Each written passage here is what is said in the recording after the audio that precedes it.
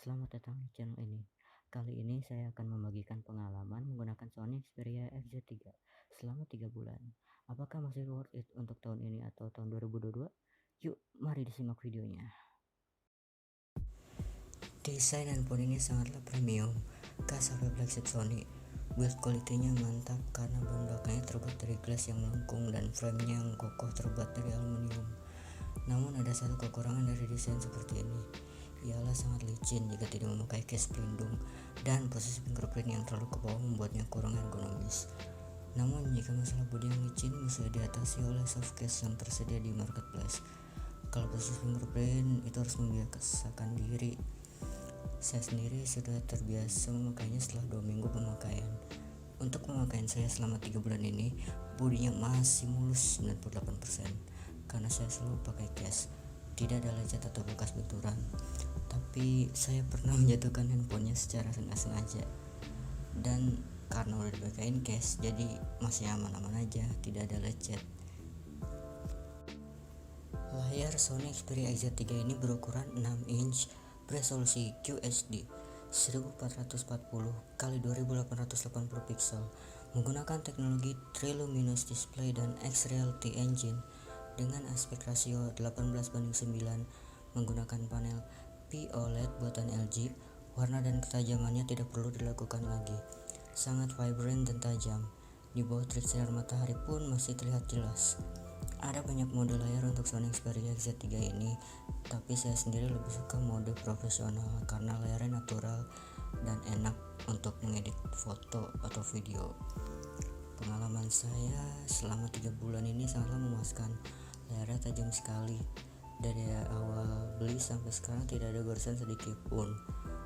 Saya selama 3 bulan ini nggak pakai anti gores atau tempered glass loh. Mungkin karena saya milih unit yang mulus sih. Saya terbiasa sering menonton di Sony Xperia XZ3 ini karena warnanya sangat enak dilihat oleh mata, tetapi sangat jarang main game di HP ini. Jadi penggunaan saya tergolong ringan, hanya sosmed dan multimedia saja.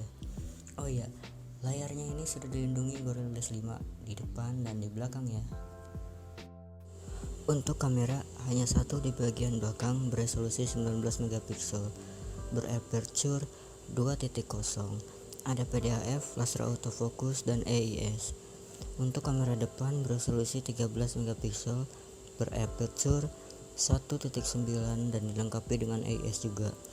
Dan perekaman videonya di kamera belakang bisa mencapai 4K 30 fps atau 1080p 60 fps.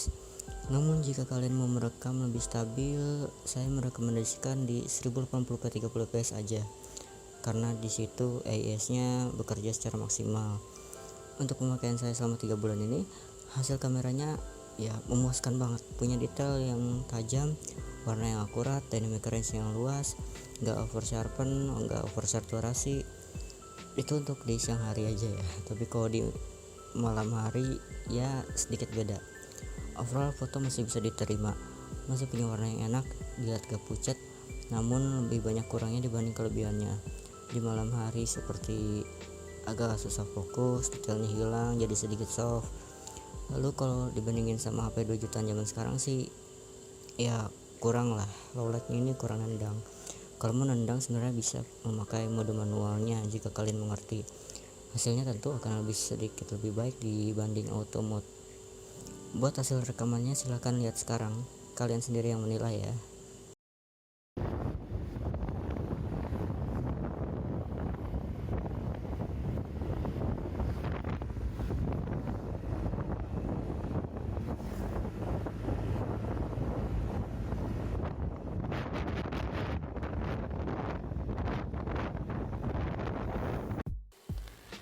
Untuk hasil kamera depan buat ukuran HP mantan flagship ternyata bagus juga loh. Punya warna yang enak dilihat dan dynamic range yang lumayan dan terlihat lumayan detail. Warna kulit juga natural tanpa ada efek beauty. Overall kamera depannya ini masih bisa bersaing sama HP baru 2 jutaan zaman sekarang. Mantap lah pokoknya buat kamera depannya ini.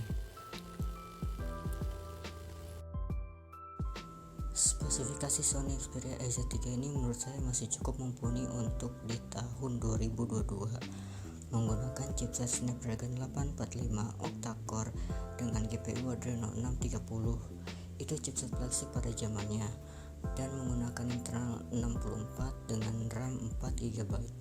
Jenis internalnya juga udah menggunakan UFS 2.1 dan RAM yang tipenya LPDDR4X. Baterainya sendiri 3300 mAh, tapi karena ini HP second ya mungkin akan ada sedikit drop. Punya NFC juga, ada wireless charging dan fast charging, power delivery 18 watt. Sebenarnya HP ini mempunyai IP68 tahan air, namun saya nggak merekomendasikan untuk diajak renang atau main air, sebab ini kan HP second. Sel karet yang ada di HP ini mungkin sudah berumur dan tidak tahan air lagi. Makanya kalian kalau membeli HP second dari Jepang kayak gitu jangan coba-coba untuk mainan air. Bisa aja karetnya udah berumur, terus kalau mainan air bisa aja HP kalian jadi mati total. Ya, buat gaming performance-nya dia kan pakai chipset Snapdragon 845. Saya tes menggunakan game PUBG Mobile tentunya. Dia bisa smooth extreme atau HDR ultra. Dan kalian lihat sendiri sekarang gameplaynya ini ya saya main di smooth extreme ya. Ini cukup lancar. Main satu match pun nggak ada drop gitu, lancar banget. 60 fps. Grafiknya ya di smooth kalau 60 fps. Terus kalau di HDR ultra itu grafiknya bagus, cuman dia kalau kelamaan panas, sering drop frame juga. Jadi ya kalau main PUBG kalian baiknya sih di smooth extreme aja gitu. Enggak panasnya itu cuman anget-anget aja dan drop frame-nya juga ya jarang-jarang. Jadi emang paling enak di smooth extreme daripada di HDR ultra. Ya, untuk game PES 2021 saya set grafiknya di high, terus frame rate-nya di 60 fps. Pas dimainin itu memang lancar, tapi kayaknya FPS-nya tuh cuman 40 sampai 55 fps aja. Rasanya tuh emang kayak gitu. Terus dimainin selama satu match itu panasnya nggak terlalu panas sih sebenarnya, cuman anget-anget aja. Dan dimainin 30 menit pun dia masih lancar, panasnya masih stabil segitu-segitu aja. Dan ya kalau mau lebih lancar lagi sih di standar 60 fps itu lebih baik. Saya nggak nyoba di standar 60 fps, saya nyobanya di high sih. Jadi kalian mau high mau standar pun bisa di PES 2021 ini, terserah kalian aja. Dua-duanya udah lancar.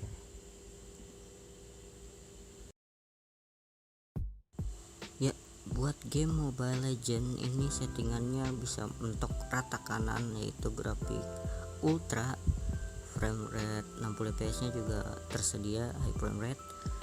Terus saya coba di klasik atau brawl juga lancar, tapi kalau udah 10 menit dia ada drop frame ke ya 30 fps. Terus HP-nya ini lebih panas, ya lebih panas daripada main PES sama Asphalt. Entah kenapa ini game Mobile Legend tuh bisa lebih panas ya daripada game PUBG sama Asphalt.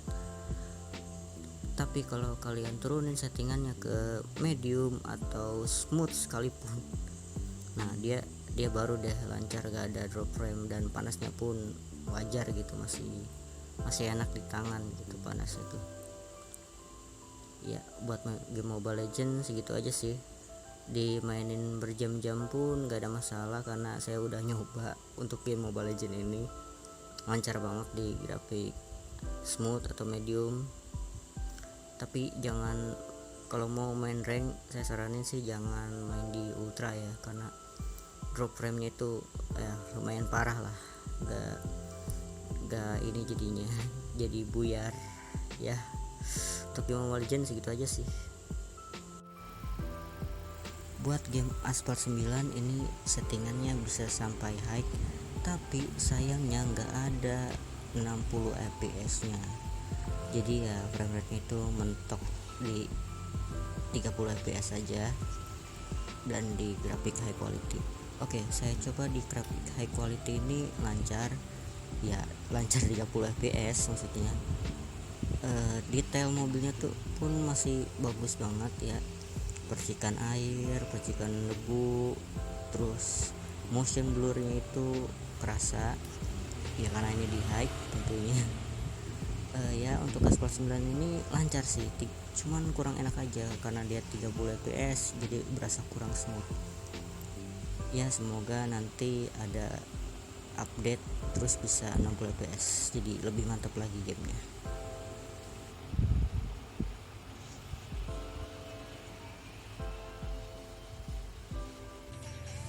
Buat kalian para wibu yang main game Rhythm, ini saya tes menggunakan game Bang Dream untuk lihat sensitivitas layarnya ada touch delay atau audio delay, dan setelah saya tes ternyata lancar-lancar aja nih, nggak ada touch delay, nggak ada audio delay, lancar, aman banget, touchnya enak, smooth parah ya. Bisa kalian lihat permainannya di B-roll ini, gameplaynya lumayan lancar di grafik high sekalipun, mantap.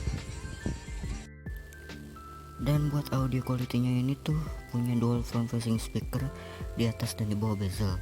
Suara yang dihasilkan cukup baik dan cukup keras, quality-nya dapet, bassnya juga dapet, overall speakernya ini mantap banget. Dan ini dia hasil audionya. Saya rekomendasikan buat pakai headset biar suaranya kedengaran jelas ya. Silahkan didengar.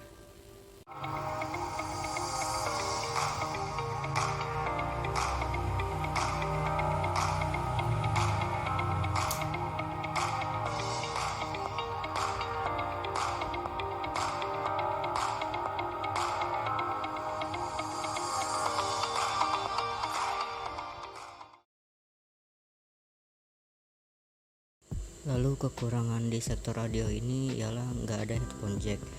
Sayang banget ya, Sony malah ngilangin headphone jack di tipe XZ2, XZ3, X-Series 1. Wah itu sayang banget sih, headphone jacknya nggak ada, jadi kalian harus beli dongle Type C ke 3.5 mm headphone jack. Terus kalau udah dicolokin headphone jack lewat dongle itu ya suaranya bagus-bagus aja sih sebenarnya, tergantung headset kalian juga tentunya. Terus kalau kalian mau lebih baik lagi suaranya, di setting audio setting itu ada namanya DSE-HX, itu kalian nyalain, atau yang Clear Audio Plus kalian nyalain, itu lumayan mendongkrak suara lah, lumayan mengobati tiadanya headphone jack. Ya cukup pakai itu aja. Suara headsetnya bagus kok overall, gak ada komplain, cuman gak ada headphone jack aja, sayang banget.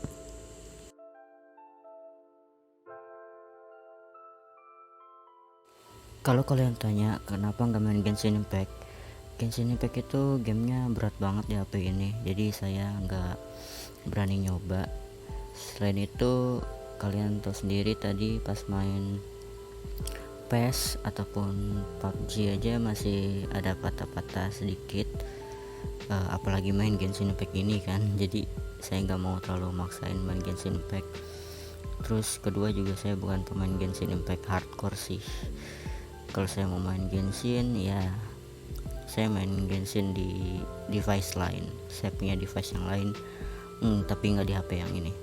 So maaf ya guys kalau saya nggak tes main Genshinnya di HP ini. Oke. Ya untuk UI experience-nya ini lancar banget. Di UI-nya ini ya stok Android banget, khas ciri khas Sony. Multitasking lancar, terus scroll juga smooth, sensitivitas layarnya juga enak ya karena dia pakai stok Android, jadi ya ringan gitu. Ini saya pakai Nova Launcher jadi makin enak lagi. Terusnya kalau kita ke setting, terus kita ke about phone, di sini sayangnya Androidnya mentok di Android 10. Iya, di Android 10 nggak ada update lagi. Sayang banget sih, Sony ini nggak ada ngasih update lagi buat Sony X3 ini. Terus security patch-nya juga mentok di November tanggal 1 bulan 2020 ya. Ya, buat masalah sinyal di sini kalian lihat masih aman, masih bisa dipakai selama 3 bulan ini, nggak ada keblokir, masih all operator. Tapi misalkan kalian keblokir pun katanya seller zaman sekarang udah ngasih email lifetime ya, jadi ya saya rada nggak khawatir lagi sih. Kita lihat aja pemakaian jangka panjangnya. Dan buat ketahanan baterainya ini lumayan impresif buat HP mantan flagship. Saya bisa mencapai 5 jam setengah screen on time dalam 1 kali cas. Tapi dengan catatan gak main game ya selama pemakaiannya. Terus oh ya, baterai healthnya juga ini masih sehat. Saya beruntung dapat unit yang baterai healthnya di atas 80%. Jadi ya screen on time nya bisa sampai 5,5 jam. Oh ya, ini wireless chargingnya juga saya tes masih berfungsi dengan baik. Cuman kalau wireless charging itu ya chargingnya lambat banget. Saya nggak rekomendasikan buat wireless charging, dan HP-nya juga sedikit lebih panas daripada charging biasa. Jadi semuanya masih bagus lah. Untuk pengecasannya ini saya pakai casan 2 ampere bukan yang power delivery. Itu dari 12% sampai 100% memakan waktu 1 jam 45 menit. Ya nggak lambat, gak cepat juga. Tapi kalau kalian punya charger power delivery, mungkin kecepatan casannya akan lebih cepat lagi dari ini. Gitu aja sih buat pengecasannya. Jadi buat kesimpulannya gimana? Ya menurut saya HP ini masih sangat worth it di tahun 2021 atau di tahun 2022. Layarnya masih bagus, chipsetnya masih kencang, membuat Sony Xperia Z3 ini masih sangat worth it. Tapi sebaiknya kalian jika mau membeli HP ini lebih baik dijadikan secondary phone, sebab kalian tahu sendiri sekarang lagi maraknya begal email, dan HP ini memang enaknya dijadiin secondary buat sosmed, nonton, dan juga buat foto-foto. Buat game sebenarnya masih bisa, namun game yang ringan-ringan dan menengah aja ya. Kalau udah memainkan game berat udah kewalahan sih, cepet panas juga HP-nya. Jadi ya segitu aja review pemakaian saya selama 3 bulan menggunakan Sony Xperia Z3 ini. Maafkan saya kalau ada salah kata atau salah penyampaian. Sekian dan Assalamualaikum warahmatullahi wabarakatuh.